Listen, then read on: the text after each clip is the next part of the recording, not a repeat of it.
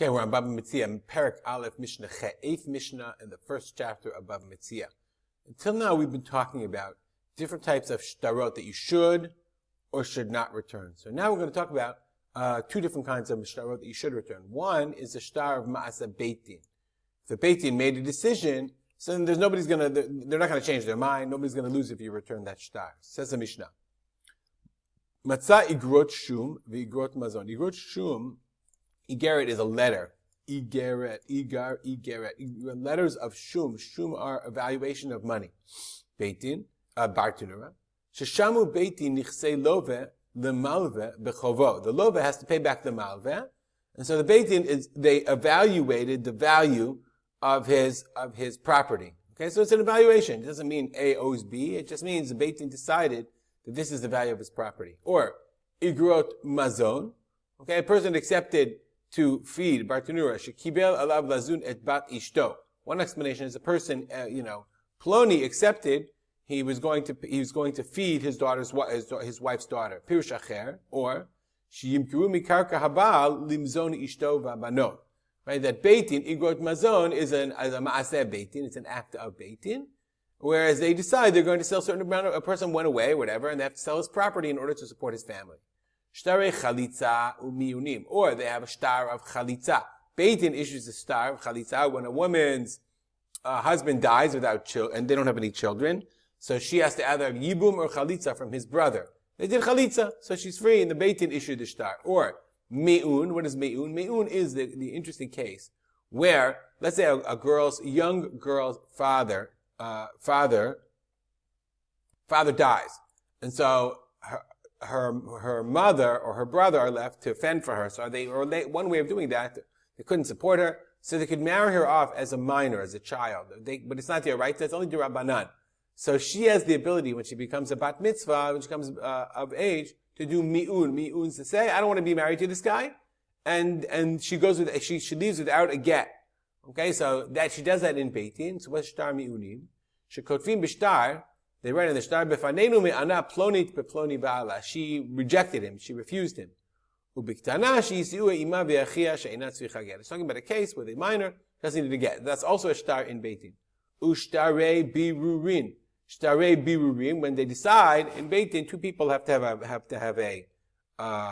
a court case, and they say, you want this judge, you want that judge, and then they pick a judge together. Any other beitin, any other act of beitin, any shtar you find, hareze, yachsir, in all those cases, you return them to their owners. Why? Because we're not afraid that somebody did a kenunya or whatever. We're not afraid somebody's trying to trick somebody because it's a shtar, it's a contract that came out of court. So, of course, people want to find them back. Next kind of shtarot that you return are shtarot that have some kind of siman. The person was saving them, so you know who they belong to. Matzah b'chafisa o b'deluskama. Let's see if you find the shtar in a chafisa. Chafisa is a chemet shel orktana, a small flask made out of leather. A leather flask, or deluskama.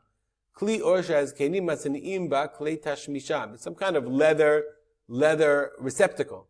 Shelo yistarchu lechapesachem. It's like a briefcase of some kind. Or tachrich shel shtarot. You find it in a tachrich of shtarot. Okay, a wrap, a pack of shtarot. Or agudah shel shtarot, or a bundle of shtarot. Hareze yachzir. In this case, the person should return them. Why should you return them? Bartenura. The davar sheyesh bo simanhu. It's a siman. It has a sign. Shakli siman. Shemua balim bekli ploni masati otam. Same thing. The person can identify them. Since the shtarot are identifiable, you know it belonged to the malveh or the loveh because he says, listen, you found it in my briefcase, so you should return it. How many is that? If you have 3 shtarot tied together, and they all 3 came from the same person, whether it's the malveh or the loveh, you know it's his. Rabbi Shimon Gamliel says, okay, if a person borrowed, meaning from a person borrowed from 3 different people, so who does it belong to? The loveh. I mean, look at the shtarot and say, who is in the shtarot? If one guy borrowed from 3 other people, right, then you know that that the shtarot belonged to him. Okay, even though, why would they all be together? Okay, one second. The Bartanura says, Davka shtarot mekuyamim bebeitin. So the Gemara, these are only shtarot that have established in beitin. because we return to the loveh. But if they're not mekuyam, they're not like, certified. Then we'd be afraid that maybe the malveh belongs to the malveh. Meaning, if you give it to the loveh, that means the loveh paid already. He paid. That's why he got him back. But maybe if they're not mekuyam, maybe the malvim have then eitzel sofer hadayin. They gave it to the lawyer, and he lost them. And that would be bad because then if you gave it back to the loveh, malvim would never get their money back. Okay, but shlosha lovim echad, three people borrow for one. Then yachzul malveh belongs to the malveh. Next case, bashtar ben shtarotav. If you found a contract, meaning a debt between his other contracts, you don't know is it paid or is it not paid. Then you can't return it. Let's see with the Bartunura. Okay, you found shtarot, you don't know who gave it to you. Did the loveh give it to you and it was already paid, or the malveh and it's not paid? Maybe half of it was paid. He doesn't know. He found in his records a document and he doesn't know who it belongs to. You shouldn't give it back to either the malveh or the loveh. That's what means. We don't know, so therefore you just hold on to it indefinitely. The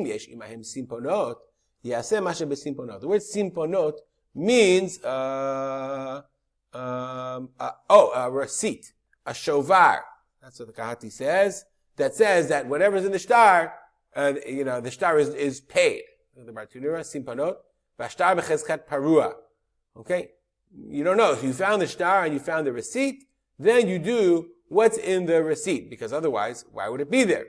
Okay? Why would it be there? Therefore, yaseh ma simponot, you should do what's in simponot, and you assume that the shtar is paid. The Bartunura points out, based on the Gemara says, Hu shematzah malveh shtar hazeh, sheichtav alav hashovar, ben shtarot kurim. You found it with your already paid shtarot that are torn up. And this, even though this one, afapisha zalon nikra, even this one is torn.